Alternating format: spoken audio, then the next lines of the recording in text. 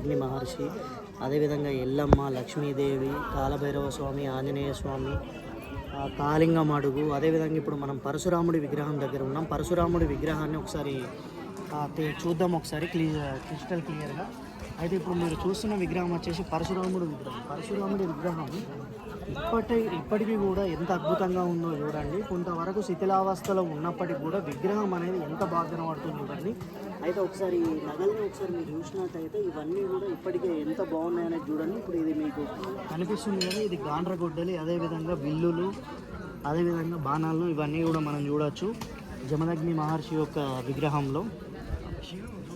ఈరోజు మనం చూసుకున్నట్టయితే చెన్నూరు పట్టణ కేంద్రానికి అతి సమీపంలో ఉన్నటువంటి వేమనపల్లి దగ్గరలో రాజారం అనే గ్రామం ఉంటుంది. ఈ రాజారం అనే గ్రామంలో 800 సంవత్సరాల పురాతన విగ్రహాలు ఇక్కడ మనం ఎన్నో చూడొచ్చు. అయితే ఈ పురాతనమైన విగ్రహాల్లో మనం ఇక్కడ చూసినట్టయితే శ్రీకృష్ణుని విగ్రహాన్ని మనం చూసినట్టయితే శిల్పి ఇక్కడ శిల్పకళ ఎంత గొప్పగా ఉందో చూడండి. ఇప్పటికీ ఈ ఎండకు వానకు దడుస్తున్నప్పటికి కూడా ఈ విగ్రహాలు ఇప్పటికి కూడా చెక్కు చెదరలేదు.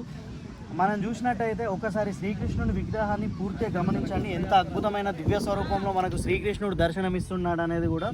ఇక్కడ మనకు పక్కనే 2 విగ్రహాలు ఉన్నాయి.